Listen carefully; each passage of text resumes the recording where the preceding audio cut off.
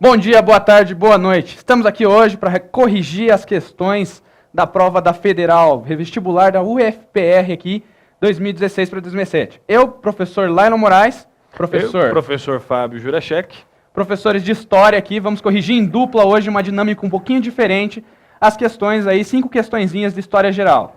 As outras questões voltadas para a História do Brasil, o professor Augusto Mozart já está corrigidinho, já está lá no site do Apoio Enem, já está na nossa página do Facebook, no nosso canal do YouTube. Acesse lá e já veja a nossa correção, a correção do professor Augusto lá, né, bem detalhadinha sobre as questões de História do Brasil, certo? Vamos lá, Fábio? Vamos lá. Sem mais demora. A nossa primeira questão ali, já a questão 19 do nosso caderno, já é referente à História Geral e principalmente as questões referentes à independência do Haiti. Professor Lá, não pode ler o texto pra gente? Vamos lá. 1º de janeiro de 1804, o general em chefe ao povo do Haiti. Cidadãos, compatriotas, eu reuni nesse dia solene os corajosos comandantes que, às vésperas de receber o último suspiro da liberdade agonizante, derramaram seu sangue para preservá-las. Esses generais que comandaram as lutas de vocês contra a tirania ainda não terminaram. A reputação francesa ainda obscurece nossas planícies. Todas as coisas evocam a lembrança das crueldades daquele povo bárbaro. Nossas leis, nossos costumes, nossas cidades, tudo encerra características dos franceses. Ouçam o que eu estou dizendo. Os franceses ainda têm um pé em nossa ilha. E se vocês se creem livres e independentes daquela república que combateu todas as nações, é verdade, mas nunca conquistou aqueles que seriam livres. Uma transcrição aí, né, de David Armitage, Declaração da Independência, uma história global, 2001, né, Companhia das Letras.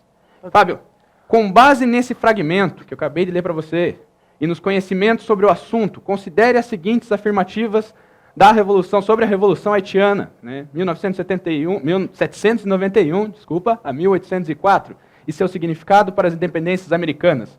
Vamos lá, Fábio, o que essa questãozinha aí está dando de alternativa para a gente aí? Vamos lá, muito simples, pessoal. O texto, como vocês já puderam observar ali, fala sobre, provavelmente, o general, provavelmente seja Toussaint Louverture, falando para o seu povo que ainda os franceses estão presentes na ilha de alguma maneira, tá? Que os franceses invadem a ilha que era possessão espanhola e depois nós temos aquele movimento com relação aos escravos. Tá? Mas vamos ver aqui as alternativas para você prestar atenção.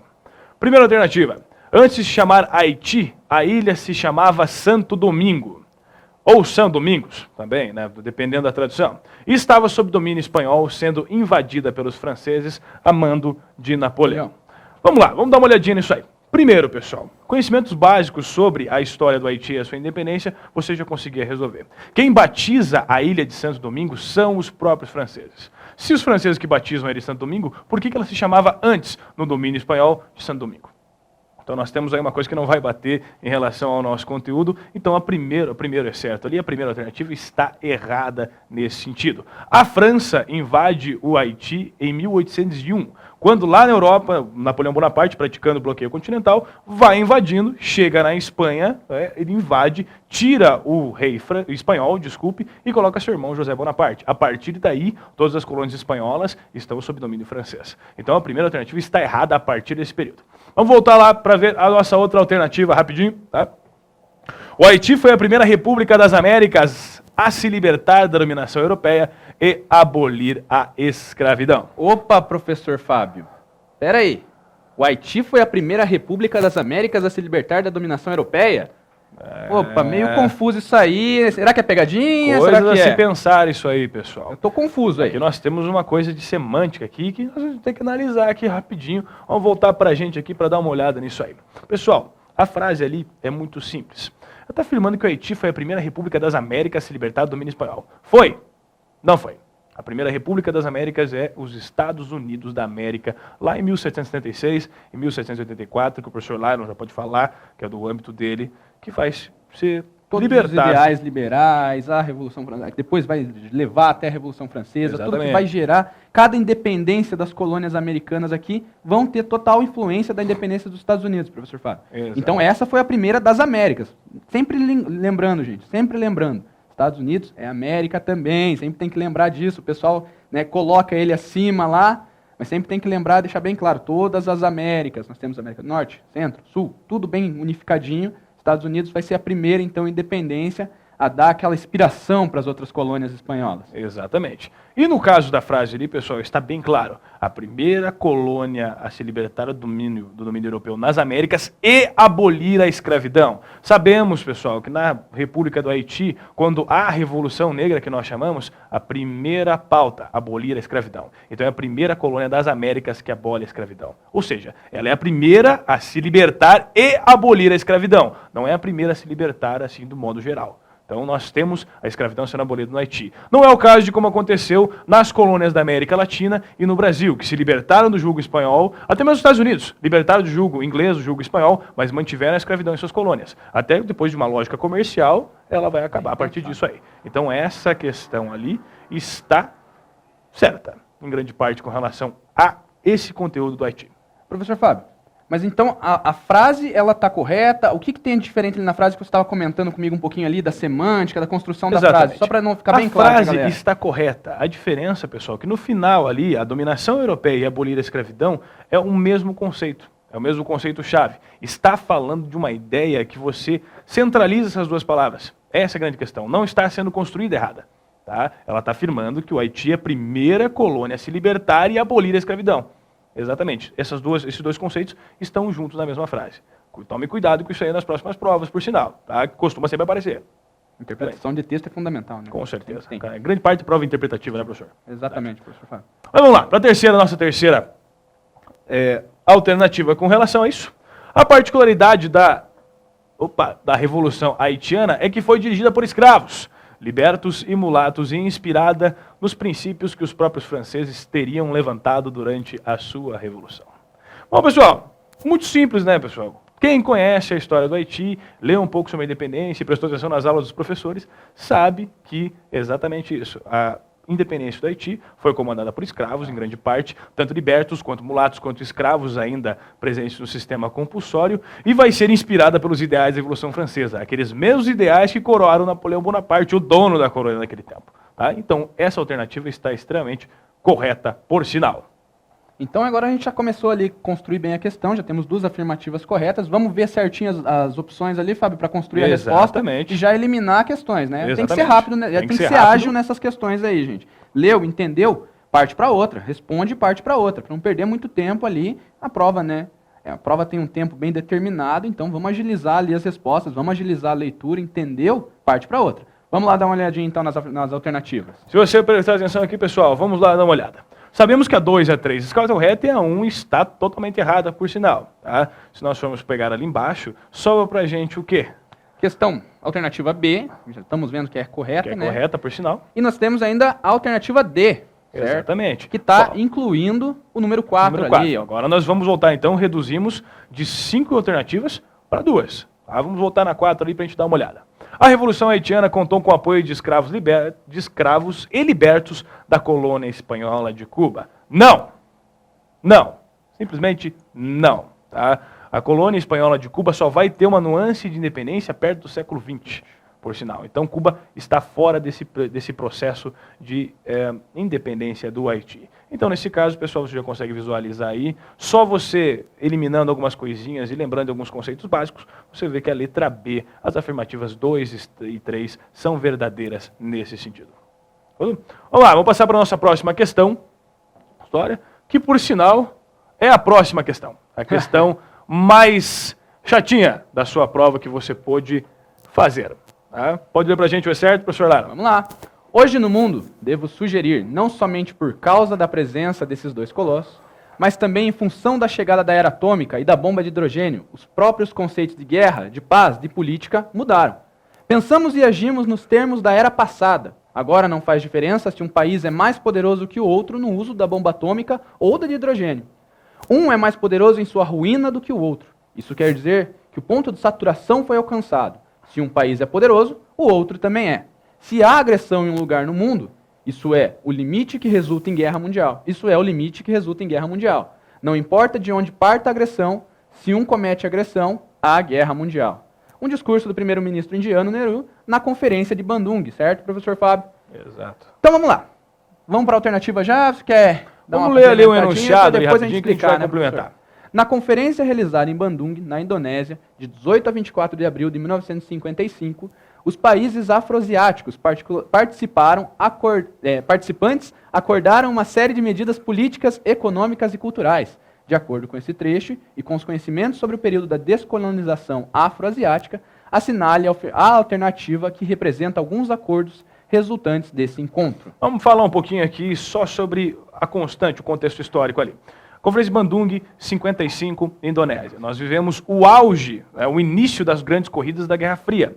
No texto você vê que ele fala de 2 grandes países, mas não nomeia esses países. Esses países, União Soviética e Estados Unidos da América, e fala da relação conflituosa dos dois em termos militares. Ele faz menção à bomba de hidrogênio e todas essas coisas que vão nortear esse período no contexto da Guerra Fria. O que você precisa saber, pessoal? Domínio do que foi a Conferência de Bandung. Você tem que lembrar daquela linha de geografia que separa os países subdesenvolvidos dos desenvolvidos. E você vai ver que o sul do globo, o sul também, que é uma construção geográfica eurocêntrica em grande parte, porque nós não temos sul e norte de espaço, tá? Mas o sul ele vai ser, em grande parte, composto por países subdesenvolvidos. E o que vai acontecer na Conferência de Bandung? Além de reafirmar várias coisas com relação aos direitos humanos que são infligidos nas guerras, as guerras que não são provocadas pelo sul, mas em si pelo norte desenvolvido, ele também vai levar em conta que existia uma política de não alinhamento aos 2 blocos, tanto ao socialista soviético quanto ao capitalista americano, e se formar um terceiro bloco de ajuda, que é o bloco dos países subdesenvolvidos, ou seja, os países do sul do globo.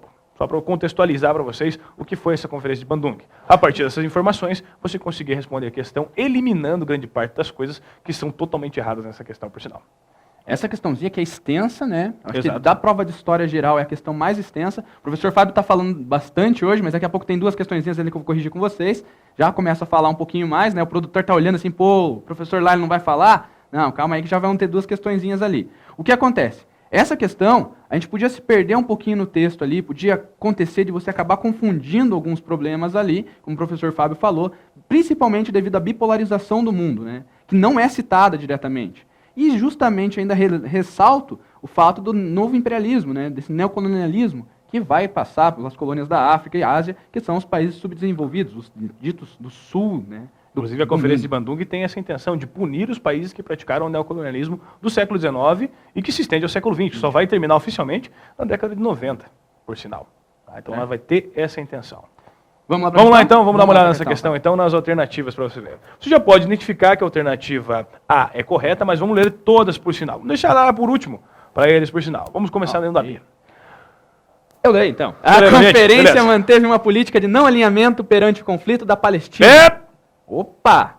Freada brusca da Palestina, aqui. Existe alguma menção à Palestina lá? Tá certo, pessoal, que a Palestina também tem uma bipolarização entre a questão dos palestinos e dos israelitas, mas não é nesse período. Esse período, o conflito da Palestina está começando a surgir, por sinal. Está errado, mas vamos continuar. Vamos continuar para ter certeza que é desencargo de consciência histórico, né? Assim como exigiu a participação de cada nação, um dos blocos em formação durante o período, como forma de sair do subdesenvolvimento e da dependência. Não. Está exigindo que o país saia do bloco, como assim? Ficou ali, né, relacionando a Palestina? Relacionando a Palestina. Ela relaciona uma bipolarização que não é presente no texto, pessoal, tá? E também relaciona com outro termo que para você sair da dependência, você precisa sair do bloco. Não, eles estão querendo formar um bloco de dependência mútua para formar uma nova frente entre essas 2 grandes frentes, socialista e capitalista. Então isso está errado de qualquer maneira. Vamos passar para a letra C, não vamos nem perder tempo com essa mais. A conferência acordou respeitar as políticas de direitos humanos de cada país mediante um acordo de não interferência e de não alinhamento, garantindo a autodeterminação política e econômica dos blocos de informações. Pera, que tipo de conferência é essa? Que tipo de conferência é essa que, se você se alinha, eu não respeito seus direitos humanos? Se você não se alinha, eu respeito? Um direitos humanos muito relativo? Muito censitário? Não. Não de qualquer maneira. Está totalmente contrapondo e contradizendo ao texto. Então a letra C está correta por conta disso. Cada país participante manifestou sua orientação política em relação aos blocos de informação. Paramos Ninguém apresentou. Ninguém apresentou. Eles querem formar um terceiro bloco. Ninguém é partidário dos 2 outros blocos. Um bloco novo. Desfiliado daqueles dessa bipolarização do mundo. É um bloco que está surgindo para sobrepor, não para sobrepor, mas para conseguir se manter, para sair do subdesenvolvimento. Então não apresentou, não se manifestou, certo? Com relação a Cadê onde estava ali? Exigindo respeito na vírgula. Exigindo a respeito às suas diferenças culturais e a preferência em relação ao modelo de desenvolvimento econômico que cada um escolheu. Tudo isso foi possível pelo acordo de não alinhamento assinado por todos. A própria alternativa se contradiz em torno das suas próprias ideias, né, pessoal? Então, Staggoetta, eles buscam um novo bloco. Não se alinham a outro bloco, aos blocos já recorrentes, mas buscam a alternativa de um outro bloco subdesenvolvido. Tá? Vamos lá para a letra E, já estamos finalizando essa questão 20, sobre a Conferência de Bandung. Lembrando aí, né, pessoal, toda a prova de história já está corrigida lá no site do Apoio Enem, na página do Facebook e no nosso canal do YouTube. Para a conferência, os acordos de intercâmbio econômico e cultural foram prioritários na perspectiva de sair da dependência e promover a autodeterminação política. Existe um viés econômico e cultural, com certeza, muito mais econômico, mas não foram prioritários nessa análise. A prioridade é o não alinhamento às questões das duas superpotências e também o respeito dos direitos humanos, condenando as práticas imperialistas. Tá? Então está deficiente essa alternativa E. Ficamos com a única alternativa, que é a letra A, que você já sabe que é correta, por sinal. A conferência condenou o racismo e o colonialismo como formas de opressão que atentam contra os direitos humanos contidos na Carta das Nações Unidas. Defendeu a autodeterminação dos povos e uma política de não alinhamento perante a polarização que enfrentava o mundo pós-guerra. Que polarização é essa?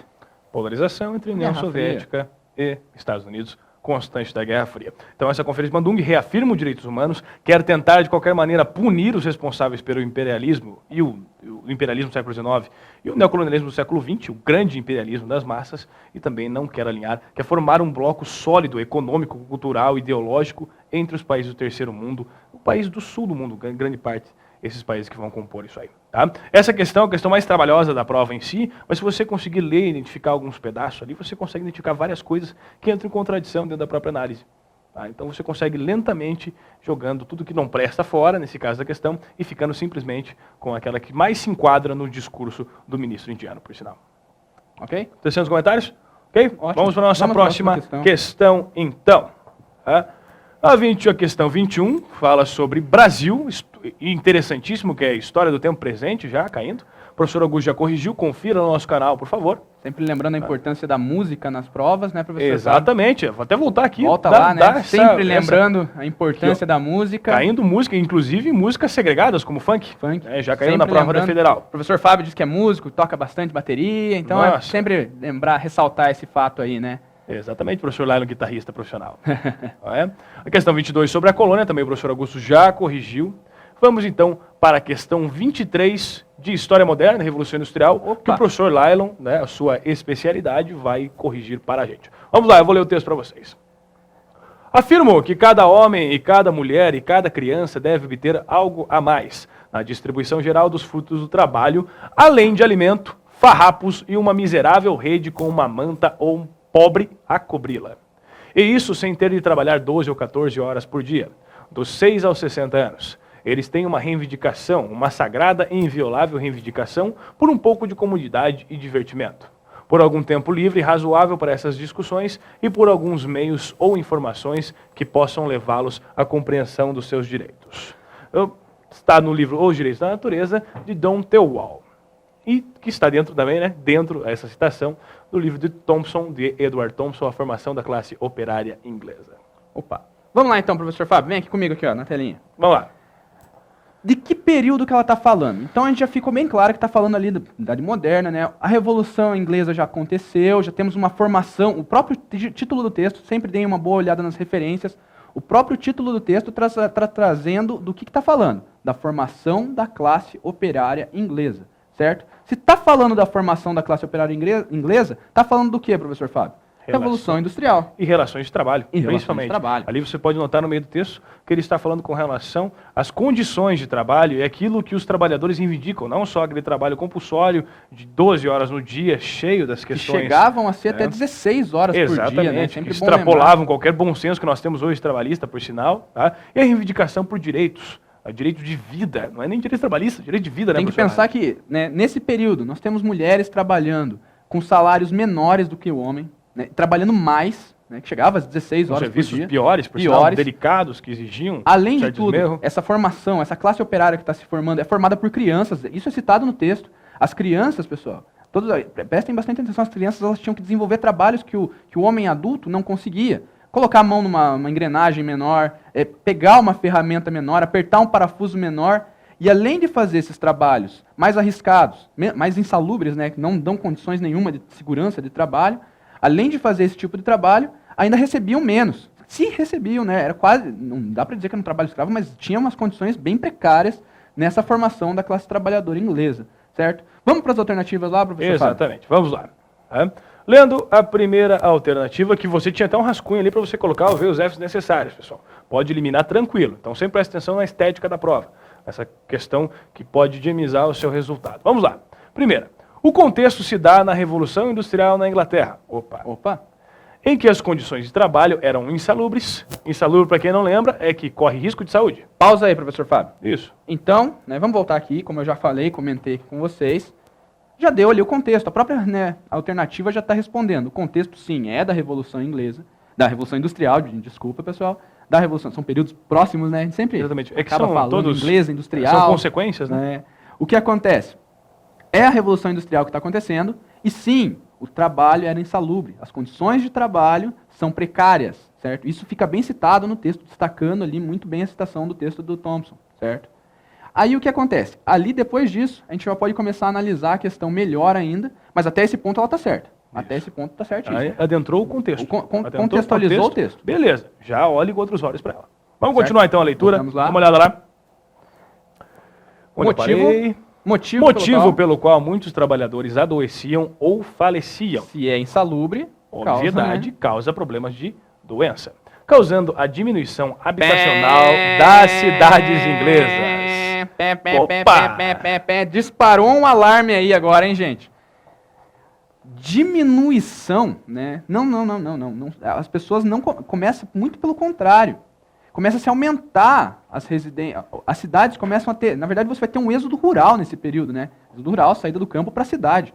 Vai aumentar e muito as habitações perto das indústrias, certo? Porque tem que pensar que no período da Revolução Industrial, as casas elas vão ser construídas próximas das fábricas. Exatamente. Justamente por essas condições de trabalho que a gente está vendo. O hábito da vila operária nós temos no início desse século, na metade do século XVIII. Cidade do Jack, né, The Ripper, é a cidade, ela é construída como uma cidade do trabalho, uma cidade industrial, é um bairro do trabalho ali.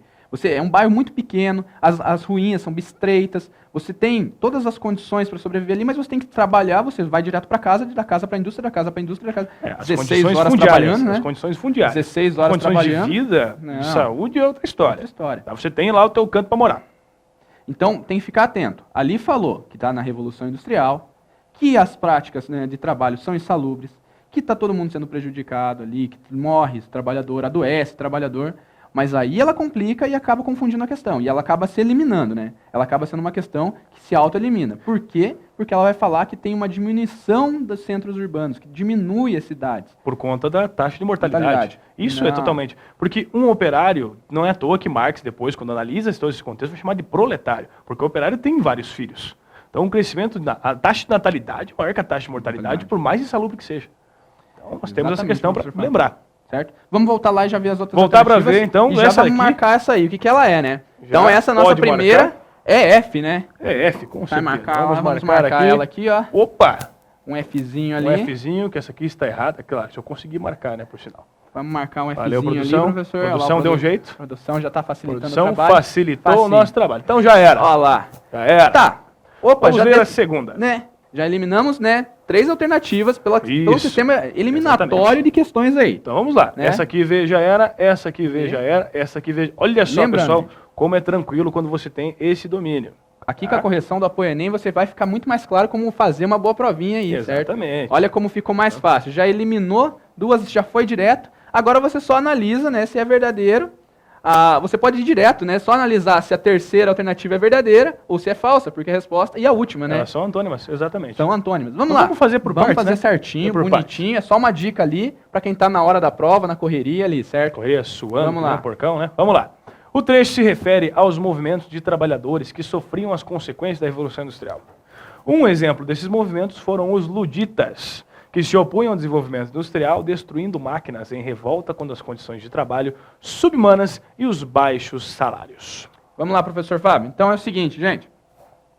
Fiquem atentos a essas questões dos primeiros movimentos de trabalhadores aí. Nós vamos ter 2, os luditas e os cartistas, certo, professor Fábio? Exato. Exato. Aí, ó, o que acontece? Os luditas ele vai ser fundamentado por Ned Ludd, a ideia de que as máquinas nesse período estão sobrepondo o trabalho humano, certo? Vai ter uma taxa de desemprego aumentando, uma vez que as máquinas supõe-se que acabam consolidando menos trabalhadores, necessitando menos trabalhadores, fazendo trabalho de 4, 5 homens, muitas vezes mais, desenvolvendo mais trabalho do que o ser humano. Então a taxa de desemprego aumenta e as máquinas acabam sendo o fundamento para o trabalho. É aí que o trabalhador virou o operário, que nós chamamos, aquele cara que opera a máquina. E já começa também o início do que nós chamamos de desemprego funcional. Você não sabe desempenhar a função de operar uma máquina. Sem falar que tem um grande medo nesse momento das máquinas substituírem os seres humanos em todos os âmbitos de trabalho, certo? Então, realmente, os luditas ali, o movimento do Ned Ludd, ele vai ser, sim, um movimento de destruição. Eles vão ficar conhecidos como destruidores de máquinas, né? O quebra-quebra. O quebradores de máquinas. Eles vão entrar nas indústrias e vão boicotar, vão prejudicar muitas fábricas que estão em surgimento e que estão substituindo o trabalho humano por um trabalho de máquinas, trabalho mais industrial, mais pesado. O operário surge, como a gente falou, formação da classe operária, certo? Começa, então, um movimento de união desses trabalhadores para reivindicar, né, melhores formas de trabalho e até mesmo a não dependência exata das máquinas. Você tem que ficar ligado ali que eles não querem, né, um trabalho ser substituídos. Eles querem trabalhar. Está tendo um crescimento urbano ali, as pessoas estão saindo do campo, indo para a cidade, buscando oportunidades para trabalhar nessas indústrias, nessas fábricas. Então, você sai do campo, imagina lá, Fábio, você muda lá, saiu da tua cidade lá, vai para outra tentando melhores condições de vida, chega lá, você é substituído por máquina. E que sabe que lá tem. E você sabe que lá. E que num espaço de 2, 3 anos você é substituído por uma máquina. Sabendo que você tem que trabalhar até 60 anos sem nenhum... Isso causou toda uma revolta. Trabalhar até 60 anos... Enquanto durar o estoque. Parece carreira de professor. Exatamente. Enquanto durar o seu corpão aí, seu caveirão, você está trabalhando. Imagina então, gente. Dos 6 anos, crianças, tá saindo, todos acabando, né, aumentando essa taxa de trabalhadores e sendo prejudicados. Naquele momento, eles consideram um auto prejudicial você ser substituído por máquinas. O trabalhador, que fica lá 16 horas, né, não tem mais uma vida, eles não têm. No texto vai falar ali que eles se reivindicam, né, momentos de divertimento, aquele momento de espairecer, né, aquele momento de liberdade. Exatamente. Certo? Eles reivindicam isso. Mas o que acontece? Você está ali 16 horas trabalhando, de repente, do nada, você é substituído... 6 horas dormindo. 6 horas dormindo, você é substituído por uma máquina. A gente acertou de primeira. Agora o professor de humanas aqui fez uma conta bonitinha, Eu estava fazendo a conta desde o começo da aula. Tá. Acontece. A gente leu a questão, ele já estava fazendo... tem no display, a produção colocou. Ótimo. Obrigado, produção. O que acontece? Então, está muito bem claro ali, né, que os ludistas realmente são movimentos do quebra-quebra. Eles vão quebrar máquinas. Vamos voltar lá para a questão antes que a gente, né, comece a fazer conta demais aqui. Vamos lá? Certo? Então, essa aí está... correta? Está correta. Corretíssima, tá correta. Exatamente. Nós temos ali um movimento que surgiu nesse período, que é os luditas. Mas ainda não resolvemos a questão. Não, então nós temos A e D ainda dentro desse litígio. A gente sabe que é a D porque está certinho ali, que a Federal disponibiliza lá o gabarito pronto, então infelizmente a gente já tem ali tudo certinho. Agora a correção mesmo, a gente tem que ir por questão, senão confunde, né? Mas vamos lá. Essa daí é a divisora de águas. Essa certo, está correto, você já matava a questão. Nesse período, houve a primeira divisão internacional do trabalho. Opa, já pausa aí, professor Fábio. Vamos lá? Já vamos lá. Primeira divisão internacional do trabalho. Vamos ser direto. Ela vai ocorrer lá no processo mercantilista, pessoal. No processo onde a gente vai ter as metrópoles europeias colonizando as outras regiões das Américas, por exemplo.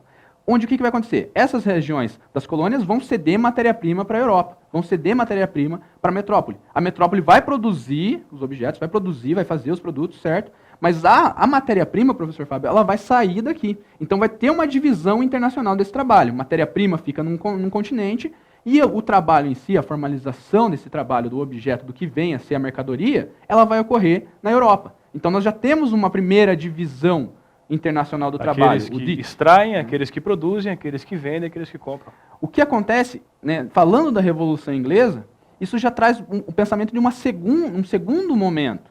Um segundo momento onde vai se ampliar, né, a divisão do trabalho, vai se ampliar por quê? Porque vai necessitar das matérias-primas serem levadas novamente para a Europa. Então, essa ampliação já é um segundo momento. Então, já vamos pensar bem ali se está correto ali elencar como primeira divisão internacional do trabalho. Vamos voltar lá para a questão, produtor? Vamos lá. Cadê? Nesse período? Na qual As matérias-primas eram transformadas em produtos manufaturados que provinham do Império Chinês, como tecido. Ai. Professor Lailon, o que se além produz? de Qual é o falar- tecido que vem da China? Ah, louco. Além de se falar da primeira divisão internacional do trabalho, você já confunde a questão colocando o Império Chinês, né? Pô, Vou ter que colocar o falso aqui já, né? coloca o falso. E depois a gente já explica para vocês. Vamos ler outra que a gente Certo. explica as duas, né? Vamos De uma vez. O aumento populacional foi uma das características da evolução industrial. Entre os fatores que levaram a esse aumento está a intensa migração do campo para a cidade, motivada pela criação de empregos nas indústrias. Opa.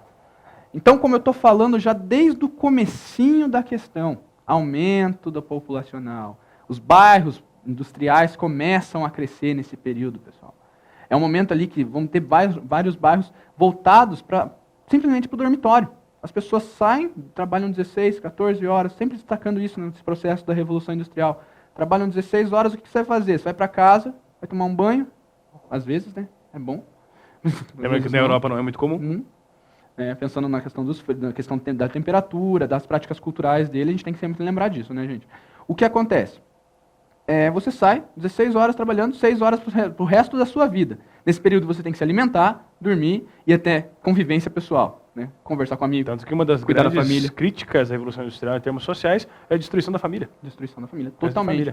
família. Você pega vários momentos em que as mulheres têm que sair de casa porque começam a trabalhar e não querem mais também. Os movimentos, né, feministas vão começar a crescer nesse período também. Vão começar as ideologias, né, as sufragistas vão começar a surgir nesse período, juntamente com o voto feminino. Todas as ideias do trabalho vão começar a surgir nesse período da Revolução Industrial, pós-Revolução Industrial ali. Tudo vai concomitando para melhores condições de trabalho, certo? E ali está falando que vai ter um aumento da população, né, um aumento desses bairros, um crescimento populacional dentro das cidades, principalmente próximos às indústrias. Pela oferta de emprego. Pela oferta de emprego. Muitas indústrias, professor Fábio, nesse período vão colocar as habitações à disposição do público, certo? Nós vamos ter as indústrias colocando algumas casas para a pessoa simplesmente ter mais proximidade com o trabalho e o chefe, o dono da indústria, o grande, né, mercador ali, ter mais controle do trabalhador, certo? Você coloca o cara para morar do lado da indústria. Então você sabe a hora que o cara sai de casa para ele chegar no trabalho. Você sabe a hora que ele sai da indústria para chegar em casa. Você tem um controle muito fechado dessas práticas de trabalho, certo? Vamos voltar lá para a questão, professor? Voltar para a questão, né? Certo. Até sobre curiosidade, né, professor Lailon? Nessa terceira alternativa aqui, ó, Bem lembrado. os produtos manufaturados que provinham do Império Chinês como tecido. Que tecido vem da China, professor? Tecido vem da China, professor. Seda, né? Em grande Olha, parte nesse período. Se você pegar e ver que a seda vem nesse momento, né? O que acontece ali? Coloca produtos manufaturados.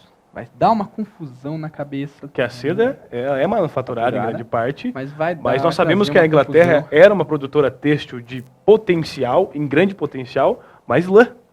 Tanto que no contexto da Revolução Industrial, o professor Lailon pode falar muito melhor disso, nós temos a política dos cercamentos, que é para impedir o ovelhinho de ficar pulando a cerquinha dos outros. Sem falar que grandes partes, né, dos processos industriais vai ter o crescimento da manufatura de tecido, das partes dos tecelões, né, das tecelãs, que vão fazer, né, as próprias máquinas que vão surgir nesse período vão levar para a produção de manufaturas voltadas para a roupa, certo? Exatamente. Então, vamos sinalizar aqui, né, professor Lailon, que essa questão última é está verdadeira. corretíssima. corretíssimo. Então nós temos FV, eliminando aqui, né, eliminando essa, A nós questão temos então a letra D, D. não é novidade para nós todos, como que alternativa é correta. Beleza, pessoal?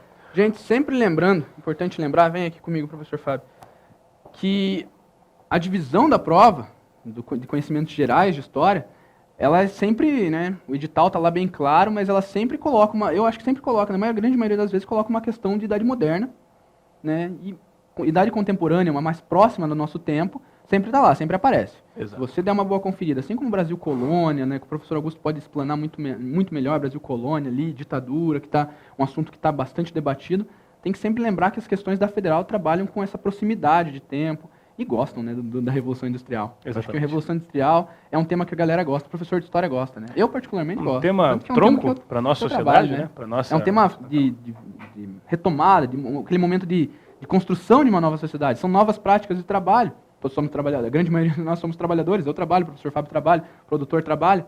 Então, está mudando a nossa prática. Então, Revolução Industrial é sempre bom ficar atento a algumas coisinhas ali, alguns termos, certo? Essa é a diquinha aí, certo? Vamos lá para a próxima questão. Próxima questão, então, pessoal, lá no caderno, já é a próxima questão mesmo, exatamente a questão número 24, que vai se referir ao período da Idade Média, onde o professor Aro vai desossar ela para vocês. Opa. Vamos lá. Vou ler o texto, então, professor. Pode ler, Fábio. Durante a Idade Média, a figura feminina revestiu-se dos piores atributos imagináveis. Pesado esse texto, pesado. Para os teólogos, além de infantil e inconstante, a mulher era a mãe de todo pecado. Thomas Murner chamava de o diabo doméstico, ou chamava-a de diabo doméstico, enquanto Tomás de Aquino reservava-lhe a pecha de macho deficiente. Questão pesadíssima. Exato, pessoal, contextos. Já falamos sobre isso. Essas características levaram-na a ser o elo fraco das sociedades cristãs, a janela pelo qual Satã adentrava territórios sacramentados. Território? Família, né, professor? Sendo fraca de vontade e caráter, a mulher ficava à mercê das tentações demoníacas, tornando-se facilmente discípula e amante do diabo. Esse texto é de Aníbal Souza, que está no livro Missionários e Feiticeiros, dentro da compilação História, Questões e Debates. Vamos fazer um comentário sobre o texto, Fábio? Porque é um texto pesado, né? É um texto que você vê ali, está esmiuçando o papel feminino, está rebaixando o papel feminino na Idade Média, está levantando algumas questões do contexto, né? A primeira coisa que a gente tem que pensar ali, lendo essa questão, Eva e Adão, certo? Adão e Eva, está lá, geração do mundo pela religião, pela história cristã, judaica ali, a origem do mundo, né? Com o papel feminino e o masculino. O que acontece lá nessa origem do mundo? Nós temos Eva, como mordendo a maçã, tentada pelo diabo, entregando a maçã ao Adão, certo? Pô, o professor está falando de uma coisa aí que está longe, né? O pessoal pode estar se questionando. Estamos falando de Idade Média, você está falando de origem do mundo ali, pelas religiões e tudo mais. Não, mas vamos ver. Primeiro você pega ali a alternativa e vê que ela está falando de imaginário cristão. Se está falando do imaginário cristão, está falando da mentalidade construída durante o período de que a religião cristã vai entrar em vigor, que a religião cristã vai crescer, certo? Então, tudo que você constrói, símbolos, você constrói imagens, ideais, vai ser levado para o lado do imaginário. E o imaginário cristão, toda religião vai ter o seu imaginário. No caso do imaginário cristão, nós vamos ter Eva como a grande pecadora, a primeira pecadora, né, que conseguiu convencer Adão a comer a maçãzinha. Induziu ao homem, né? Induziu. E no texto fica muito claro que esse pensamento, essa mentalidade, vai permanecer por ali 1000 anos, né? Com o crescimento da religião cristã, essa mentalidade vai crescer junto. E isso vai colocar o papel feminino na sociedade medieval com um papel inferior ao do homem. A gente vê ali, né, os termos que eles vão levantar. Levanta lá na questão de novo, produtor, só para a gente destacar os termos ali, ó. Ali, ó, mãe de todo pecado, diabo doméstico. Olha lá, gente. Diabo doméstico, macho deficiente.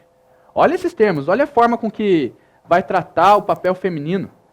Olha como ele vai colocar, vai culpabilizar o papel feminino no pecado. Ele vai trazer esse imaginário lá de Eva e jogar na Idade Média, mil anos para frente disso, certo? Então, você pegar e ver a estrutura que a sociedade vai se construir, né, rebaixando o papel, inferiorizando o papel feminino, você vê que está totalmente ligado com as origens lá no passado distante, no imaginário cristão, ok? Vamos voltar lá para ver as alternativas agora, produtor. Obrigadão. Olha lá, e falando em imaginário, é o que se destaca ali, certo? Professor Fábio?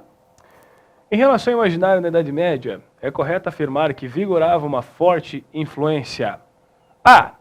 Cristã protestante e alto poder do clero com grande perseguição contra os considerados heréticos. Vou ser bem direto, professor Fábio. Se não tivesse protestante, estava certo. Estava certo, nós vamos ver ali, né, pessoal? Se não tivesse a palavra protestante. Por que se não tivesse a palavra protestante? A igreja protestante só vai vir lá para frente, pessoal. Lá em 1500, com Martim Lutero, né, século XVI, 1507, 1500 e pouco lá, que, né, exatamente a data ali no século XVI, Martim Lutero vai pregar as 95 teses, né, e vai trazer essa ideia de protestantismo, de se protestar contra a religião cristã, que, na verdade, o protestantismo do Martim Lutero vai ser enquanto aos dogmas, enquanto as indulgências, ele vai criticar muito as indulgências, e na questão não está se levantando nada sobre práticas protestantes, da igreja protestante, ok? Vamos voltar lá para as alternativas. Professor Fábio? Letra B. cristã protestante, mais uma vez, já sabemos então, né? E alto poder do clero, além de pouca mobilidade social e grande perseguição contra os considerados vassalos. Vassalos? Opa, Ué? peraí. Ué? Não. Uma diquinha. Lembra da pirâmide social lá, gente? Tinha uma piramidezinha social que você tem todas as estruturas aí. Você tem, na base da pirâmide, quem, professor Fábio? Os servos. Os servos. Acima dos servos, os nobres. E acima de tudo, o clero. Ok. Puxa lá, vamos puxar o clero, certo? O clero não, os nobres dessa pirâmide e vamos miuçar os dois, né? Dentro dos nobres, nós vamos ter os suceranos e os vassalos. Sucerano, aquele que cede um feudo, né? E o vassalo, aquele que recebe, que faz o juramento de fidelidade ao sucerano. O vassalo, então, ele não é um termo de perseguição, que vai ser perseguido. O vassalo, gente, aí, ó, os terminhos da Idade Média, que a gente sempre destaca, os termos importantes da Idade Média. Nobre, clero, servo, vassalo, camponês, sucerano, todos, alto clero, baixo clero, todos esses termos, pessoal, tem que lembrar que são importantes. Você tem que saber o papel social dessas pessoas na Idade Média. Na construção, na edificação de um feudo, tem que saber. Então, o vassalo, no período da Idade Média, é quem recebe um feudo. Então, ele não é perseguido, ele faz parte da nobreza. Okay? Até porque o vassalo não podia ser herege. Ele tem toda a relação com o clero. Muitas vezes, o clero, né, se torna dependente das relações de nobreza. As relações de nobreza do clero são muito bem edificadas, uma depende da outra. Né? E a mobilidade social que ele cita ali na questão, de certa forma, está certo na alternativa. Não existia uma mobilidade, era bem pouca mobilidade, era fraca a mobilidade, praticamente nula a mobilidade social. Só era movida pelo clero. Exatamente. Tem que pensar nisso, que é o clero que autoriza essa mobilidade social na Idade Média. Vamos voltar lá para a questão, lá para a gente corrigir essa alternativa de matar ela de uma vez ali também, né? Olha lá, então, cristã protestante, a gente já eliminou. A gente só leu para desencargo de consciência histórica, né? Além de pouca mobilidade social, isso está certo, mas grande perseguição contra os considerados vassalos. Essa é uma questão, professor Fábio, que se você for ver, ela repete as alternativas mudando a ordem do processo, mudando os termos, a ordem dos termos ali. Vamos lá para a alternativa C. Em suma, fácil. Católica e alto poder do clero, além de pouca mobilidade social e grande perseguição contra os considerados heréticos. Olha lá, é só a gente tirar das questões que a gente já considerou certo. Vamos tirar o que é certo das questões A e B. Alto poder do clero é certo, ok? Alto poder do clero, a gente já sabe que é uma coisinha certa, tem nas duas aqui e tem aqui, ok? Nós vamos ter grande perseguição aos considerados heréticos, aqui está certo, ó lá, destacamos aqui, e pouca mobilidade social, ó, tampei aqui, mas está ali. Tiramos as coisinhas certas das duas questões que a gente já analisou. Vamos analisar então, católica e alto poder do clero, além de pouca mobilidade social e grande perseguição contra os considerados heréticos. Alto poder do clero, já está destacado ali. Grande perseguição contra os considerados heréticos, no finalzinho da alternativa, além de pouca mobilidade social. Como a gente já sabe, a alternativa correta é a alternativa C, ali, né? C de católica, ó lá, né? Não que a outra não tenha D de católica ali, né? Batuntes. Mas ali está certinha, essa questão era só ter um conhecimento básico ali, bem considerado de Idade Média. Certo? Era só ter um conhecimento ali de você saber os termos da Idade Média, você saber que tem que lembrar sempre que a grande detentora de poder nesse momento é a Igreja Católica. O crescimento da Igreja Católica na Idade Média vai ser exorbitante. A grande proprietária de feudos nesse período é a Igreja Católica. Os impostos, muitos vão ser direcionados. O dízimo, os 10% de tudo que você produz, para a Igreja Católica, é direcionado para esse momento. Então, o poder do alto clero, o poder da Igreja Católica, lembrando que a Igreja Protestante só na Idade Moderna, só no século XVI na Europa. Enquanto isso, a Igreja Católica, antes disso, a Igreja Católica era que dominava todos os ideais ali, inclusive, né, proibindo vinculação de livros, fechando livros de filosofia, adaptando livros de filosofia para os ideais cristãos, certo? Vamos fechar a questão, professor Fábio? Vamos fechar lá, que a gente já sabe a alternativa correta, né? Letra D. Católica e alto poder dos nobres. O professor Fábio queria ler, eu parei ele. Não tem problema. Continua lá. Além de grande mobilidade social e perseguição contra os protestantes considerados heréticos. Bom, acabei de falar, protestantes, gente, século XVI, com o surgimento da religião luterana, depois mais tarde anglicana, calvinista, mais tarde anglicana e demais religiões protestantes que vão surgir aí a partir do século XVI, XVII, XVIII e afins, certo? Considerados heréticos. Bom, bem lembrado Que herético, pessoal, vem aqui comigo, só para esclarecer ali e esclarecer, herético é todo aquele, né, que não segue os dogmas da Igreja Católica. Aquele que desvincula alguma coisa, que se desvincula, que faz críticas à Igreja Católica, era tido como herético. Aí, o personagem feminino, né, a relação do personagem feminino. Muitas vezes, nesse período, com a criação da Santa Inquisição, nós vamos ter toda a perseguição ao papel feminino que era relacionado muitas vezes com bruxas. Né? As práticas, a mulher, como ela ser a detentora do pecado original, ela ser próxima ao diabo, próxima ao demônio, como está citando ali, então ela é detentora, ela é herege. Então vai ter práticas de perseguição, sim, a esses hereges. E a mulher vai ser uma das que mais vai sofrer. Quantas mulheres vão ser queimadas na fogueira, não é mesmo, professor Fábio? Acusadas de bruxaria. Não existe o bruxo? O bruxo. Sim, É a bruxa. No nosso imaginário até hoje, permeia-se a bruxa, a imagem da bruxa. Você pensa num feiticeiro, você pensa num druida, que tem relações com os povos eslavos. O mago, mas a não pensa no bruxo. Aquela que tem a ligação direta com o mal, que tem a relação com o pecado, você pensa no papel feminino. O texto está servindo de base para esclarecer isso. Para você, né, buscar ali, através da heresia, né, você fugir dos dogmas, não seguir as leis lá da Igreja Católica, principalmente os 10 mandamentos, né, a base da religião. Você não seguir isso, você está praticando, né, está fazendo práticas heréticas, práticas que remetem aí ao pecado, à condenação. Lembrando que nesse período que vai mais para tarde ainda é céu ou inferno, é dois exatos. O purgatório vai vir lá para frente, um pouquinho depois, com esperança. Mas ali nós temos céu e inferno, ou se você faz práticas heréticas, é direto para o inferno. Você tem ligação, tem que ser queimada na fogueira para purificar a sua alma, certo? Encerrando a questão lá então, por final, produtor. Olha lá então. Letra E. Católica e alto poder do clero, além de grande mobilidade social e perseguição contra os Aqui a gente já para, né, professor Fábio? Exato. Grande mobilidade social. Sabemos que não existe na Idade Média. A mobilidade social na Idade Média é inexistente. Praticamente lá, inexistente. Se não for mobilizada pelo clero, ok? E olha lá, então, estamos encerrando aqui, essa foi a questão de Idade Média. Agora temos aí, logo na sequência... Logo na sequência, a nossa última questão de hoje, por sinal. Porque é debaixo do contestado, né, pessoal? Só contextualizando vocês, ó, o trocadilho. O professor Augusto já corrigiu, confira lá no nosso canal, tá? E depois nós temos também ditadura militar, que o professor Augusto já corrigiu. E já entramos nas questões de geografia, que os professores também irão corrigir. Voltando aqui então, pessoal. Na questão 25, sobre os Jogos Olímpicos e os Paralímpicos. É correto afirmar. Opa, vamos lá. Vamos lá. O senhor Fábio vai falar de esporte agora. Lembrando, pessoal, essa questão reforça uma coisa que todos os professores falam, nós falamos no Apoio Enem também. Fique ligado nas atualidades. Fique ligado no que acontece. A história, não existe delimitação na ciência histórica de quando passa a ser história ou não. Nós temos todo um conflito historiográfico com relação a isso. Mas nós sabemos que ontem, anteontem, mês passado, mês retrasado, pode ser abordado isso como atualidade. E que sempre uma atualidade, devido ao nosso contexto histórico, ao nosso contexto político, econômico e social, do mundo em que vivemos, está atrelada a manifestações passadas. Mas então, tem que lembrar. Não é uma questão de educação física. Não é uma questão de educação física, as pessoas pensam nisso, né? Pois é, a primeira coisa que a gente está fazendo a prova para Olimpíadas, pô, é esporte, educação física.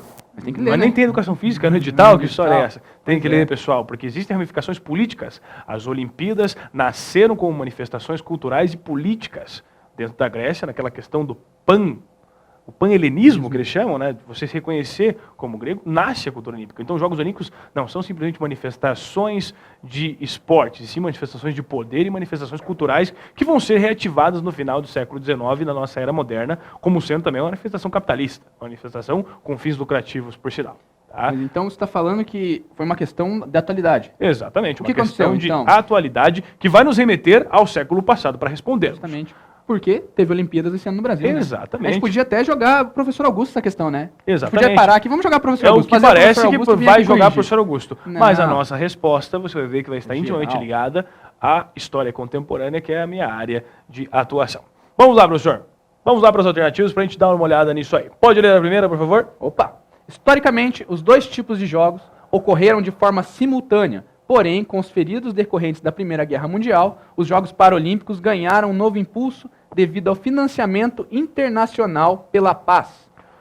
O que você acha dessa questão, dessa alternativa? Eu acho que está erradamente, ridiculamente errada, pessoal, porque os Jogos Paralímpicos são uma iniciativa do século XX. Lá na Gênese, pessoal, se vocês lembrarem com o professor de História Antiga, você vai lembrar que os espartanos, e principalmente os espartanos, mas os gregos também, não adotavam jogos para pessoas deficientes, porque consideravam deficientes, não eram aptos para isso. Descartava. O espartano, naquele ritual, que agora me foge da cabeça o nome. Preparar a criança. Preparar a criança, o soldado. O deficiente, tanto físico como mental, ele é descartado, ele participa do infanticídio.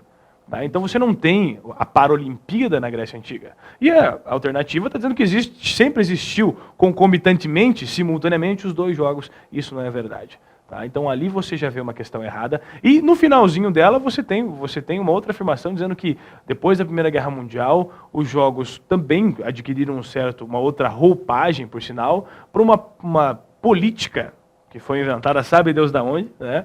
Para que não acontecesse uma outra guerra, uma política de paz em todo o globo, uma pacificação. Sabemos que depois da Primeira Guerra Mundial foram criadas a Liga das Nações, em 1919, para tentar manter a paz no continente europeu, mas que não deu certo. Que não deu certo, você sabe por quê, 20 anos depois, estourando o maior conflito armado da história do mundo, a Segunda Guerra Mundial. Então a primeira questão, nesse quesito, está errada, por conta das suas tradições culturais que as Olimpíadas carregam desde os Jogos Olímpicos gregos, por sinal. Falei que não era só atualidades, remete à atualidade, mas tem que saber todo o consenso histórico em relação às Olimpíadas e às Paralimpíadas para resolvê-las. Vamos voltar lá? Nos Jogos Paralímpicos, foi autorizada a competição entre diversos competidores portadores de capacidades funcionais distintas, com exceção da deficiência mental. Peraí, professor Fábio. É um jogo inclusivo, é uma competição inclusiva, a gente sempre tem que lembrar dessas questões da inclusão social, voltada principalmente para aquelas pessoas, justamente para a questão da deficiência. Voltada para a ONU, para a formação da ONU também no século passado. Mas está falando de exclusão de deficientes mentais, de deficiência mental.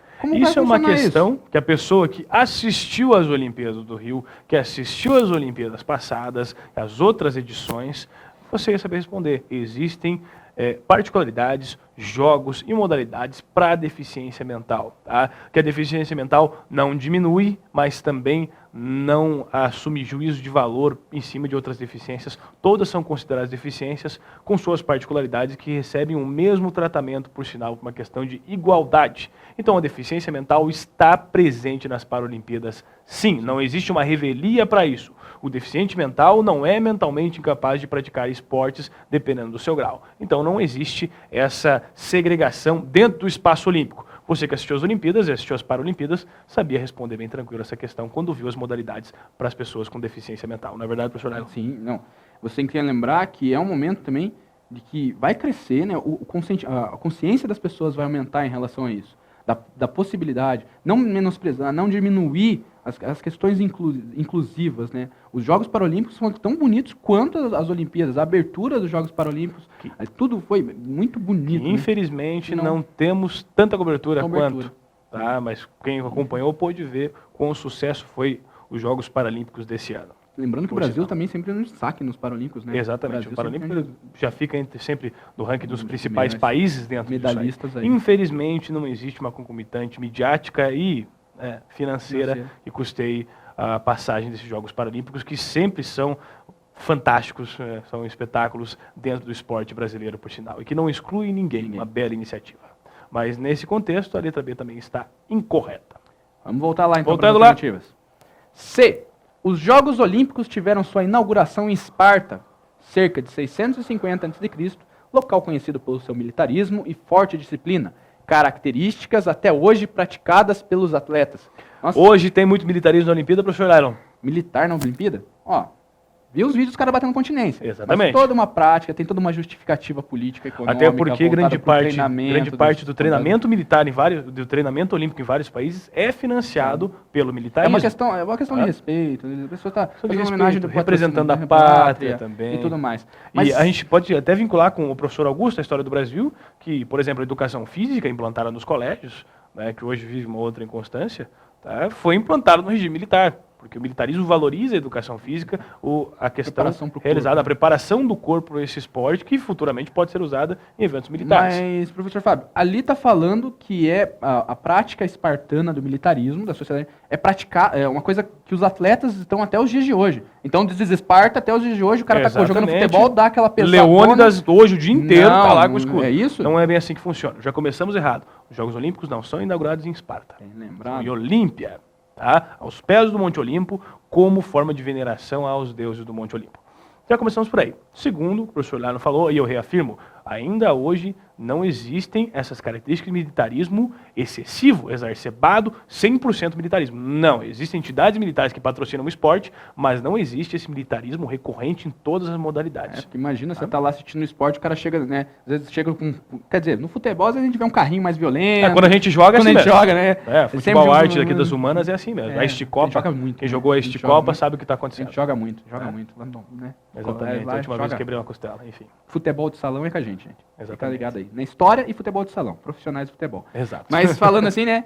Brincadeiras à parte, então não tem essa violência. Tem violência? Tem violência no esporte, a gente sabe que brincadeiras aqui acontecem, mas não tem essa violência exacerbada. Você não vê lá o cara cortando a cabeça do outro, né? Militarista ali, toda aquela postura. E o militarismo espartano. Espartano, é o que Não, tá o militarismo citando, de né? hoje é Questão. uma história. O militarismo espartano, é que é o totalmente violento, que é o segregacionista, que é o patriarcal, Patriarcal. em grande parte. Tem toda a separação, né? Tem que Exatamente. lembrar que a questão remete aos períodos antigos para explicar a Que o atualidade. militarismo tem seus períodos também. Também. Né? Tem seus períodos, suas desambiguações. Errada, passamos para a próxima. Vamos lá. D. Os Jogos Paralímpicos foram realizados pela primeira vez nos anos 1960 na Europa, como uma forma de reintegrar militares feridos na Segunda Guerra Mundial, professor Fábio. Exatamente, pessoal. Aquele que conhece um pouco do contexto histórico das Paralimpíadas sabe que o primeiro jogo paralímpico foi realizado em 1960 e também foi de maneira ao vínculo com o militarismo que nós acabamos de falar, de maneira que os militares, que também eram esportistas da Segunda Guerra Mundial, e grande parte daqueles que serviram na Segunda Guerra Mundial, a Segunda Guerra Mundial trouxe milhões de mutilados. Você tem que pensar nisso. Não só a mutilação física, mas a mutilação psíquica desses transtornos de guerra. Então é uma oportunidade dessas pessoas, por sinal, que vão buscar no esporte uma maneira de vida, né, porque o esporte tem essa função em grande parte também, a movimentação do A corpo, qualidade de vida, contra a inutilidade do corpo humano. Porque imagine, o cara passa por uma guerra. Né, nós que nunca vivemos isso, que nunca visualizamos isso, não sabemos o horror que é uma guerra. Né? Só no século XX foi saber o que é horror que é a guerra. Primeira Guerra Mundial é a primeira guerra que é considerada a guerra real, né, que quebra toda aquela visão de romantismo, porque nós temos mídia em cima da guerra, nós temos mostrando o horror da guerra praticamente instantaneamente para a população. Então, esse horror da guerra pode ser compensado com esse esporte.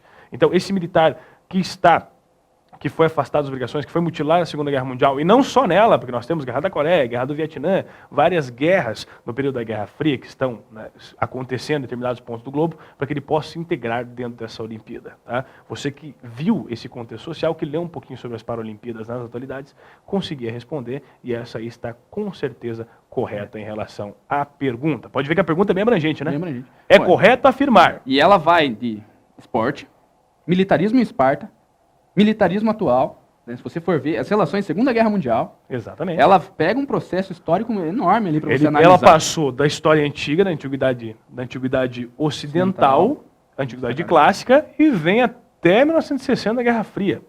Então ela vai e vem, né, com várias ideias bem que você abrangente, tinha que dar bem solidificado com questão a isso. Tá? Esse trejeito. Mas falta uma. Falta uma. Vamos ver o que eu gosto de falar, desencargo de consciência histórica. Exatamente. Eu gosto dessa expressão, que eu devo ter criado. Moraes, vírgula Lailon. Lailon. Exatamente. Vamos lá, então. Os Jogos Olímpicos tiveram suas origens em Olímpia, na Grécia, em 650 a.C., e seu local só foi alterado no início do século XX, professor Fábio, correta? Cuidado com isso aí. Primeiro, certo, Olímpia foi inaugurado os Jogos Olímpicos. Mas a frase ali que está dizendo, coloca de novo lá pra gente lá, produção. Olha lá, o finalzinho dela. E seu local só foi alterado... Opa, não arrisquei, só um minutinho. E seu local só foi alterado no início do século... Peraí, produção, me ajude. Tecnologia, Acontece, né? tecnologia, a gente que é meio ogro não sabe mexer, né? Seu local só foi alterado no início do século XX. Preste bem atenção nisso, pessoal, tá? Porque essa frase aqui, ó, dá uma ideia de continuidade dos Jogos Olímpicos desde a antiguidade. E nós sabemos, pessoal, que os Jogos Olímpicos foram interrompidos por quase 2000 anos.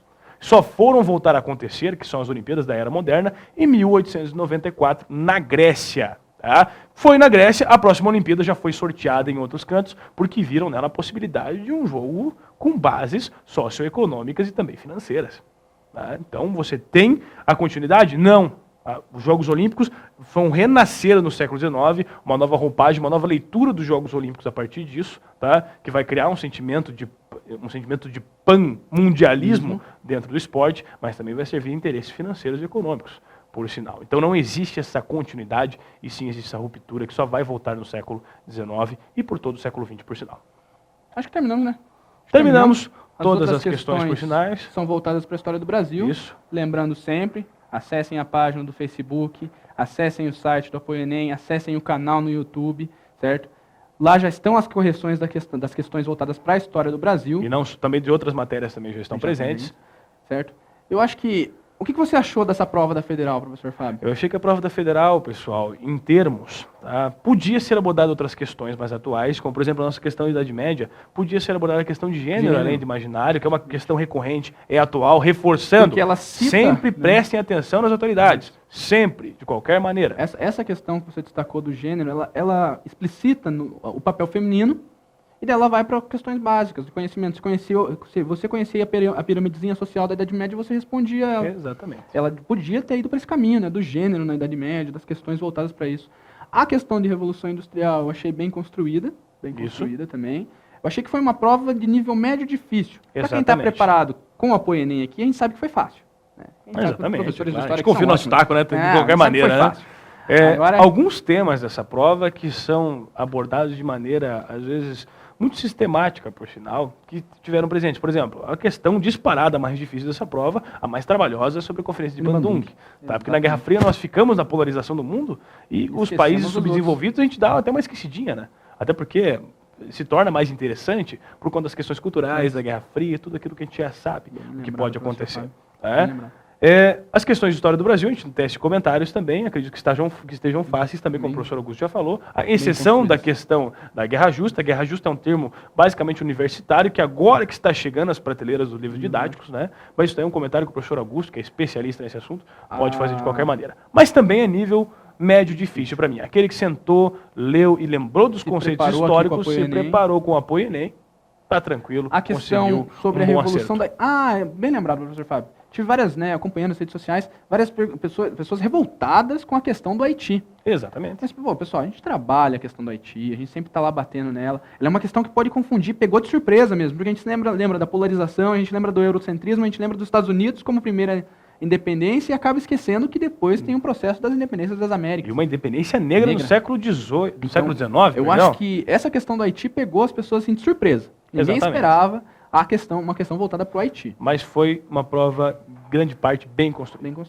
As questões de história... que foi levada por um cabo um pouco mais difícil, até porque para tentar, ao máximo possível, mudar as concepções. Uma coisa só que a prova, que a gente tem que afirmar a prova, que a Federal voltou com as abordagens conteudistas também em algumas partes. Bem lembrado. Que a gente tenta ao máximo fugir disso, porque nós pegamos o lado interpretativo das questões de história. A Federal, infelizmente, ela volta com esse lado conteudista, tá, em grande parte. Mas não é nada impossível também. Professor Fábio, você tentou fazer de matemática ali? Porque eu achei...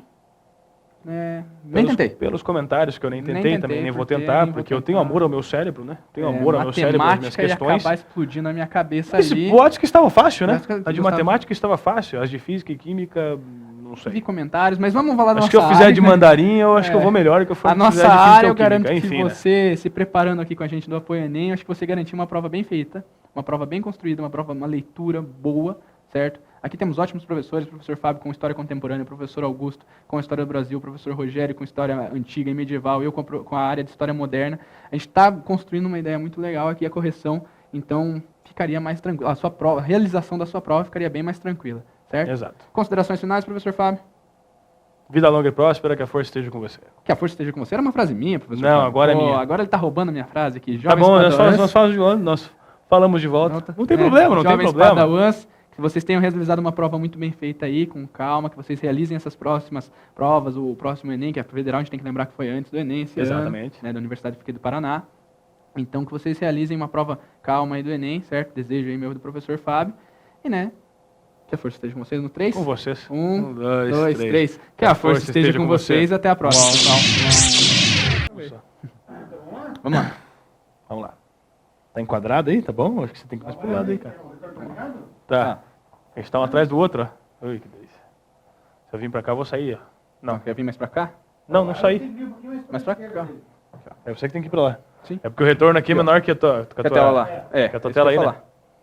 Agora tá enquadrado. Agora enquadramos. Bom dia, boa tarde, boa noite. Aluno aqui do Apoio Enem. Eu falei junto Opa. com você, cara. Você quer? É você que vai falar primeiro, tá? Você quer que eu Beleza. fale primeiro, pô. Tá, beleza.